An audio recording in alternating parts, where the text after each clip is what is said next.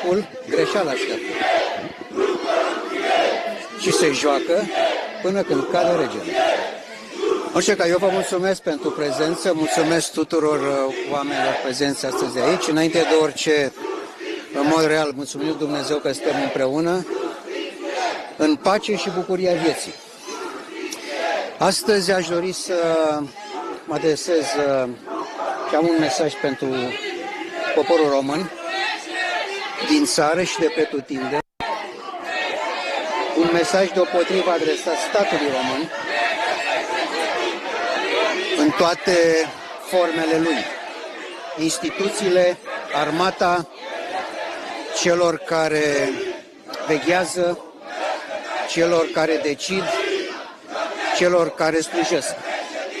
Sigur, nu vorbesc doar cetățenilor, ci vorbesc conștiinței naționale, pentru că România nu este doar un teritoriu, România este o responsabilitate vie pe care o purtăm fiecare dintre noi, de la omul simplu, la cel care o apără, la cel chemat să o conducă, la cel chemat să o protejeze, să o păstreze, așa cum am primit-o, de fapt, în dar de la Dumnezeu prin puterea iubirii. Așadar, România astăzi nu trăiește o simplă recesiune.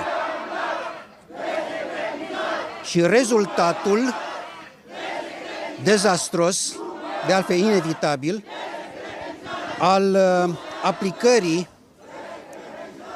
unui model economic neoliberal globalist bazat pe datorie, pe vânzarea resurselor și pe distrugerea producției. Nu este o recesiune tehnică, poate un dezastru tehnic, adică o iresponsabilitate administrativă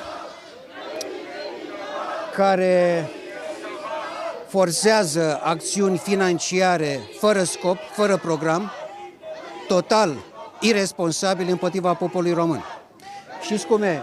Casa arde și ți se spune că nu este nimic grav, este doar un incendiu tehnic. Deci, eu vă spun că acest model neoliberal, revenind, este un model extractiv care este în plină prăbușire astăzi și care a fost adoptat de către clasa politică românească în decembrie 1989 și a continuat până astăzi. Ni s-a promis dezvoltare și am primit datorii, dependență și sărăcie. Astăzi, după 35 de ani, pe baza acestui model extractiv și distrugător de vieți, statul român este un stat sărac, slab și înapoiat. Care este soluția? Soluția există. Ieșirea nu este prin austeritate, care este total nefondată, ci printr-o revoluție a prosperității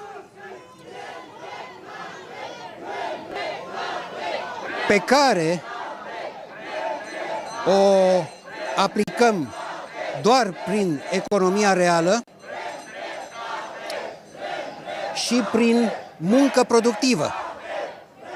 Deci numai așa se poate întâmpla o revenire la normalitate. Iar acest lucru l-am prezentat în programul prezentat poporului român, Hrana, apă, energie,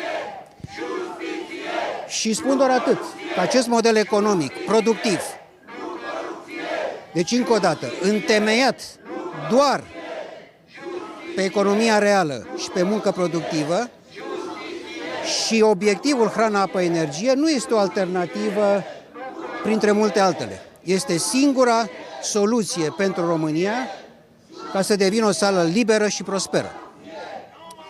Modelul productivist hamiltonian a făcut din Statele Unite ale Americii una din marile puteri industriale ale lumii. Iar astăzi a redevenit și a revenit, de fapt, în atenția tuturor. Nu există altă modalitate de revenire la normalitate. Fără energie ieftină și abundentă nu există industrie, iar fără industrie nu există viitor.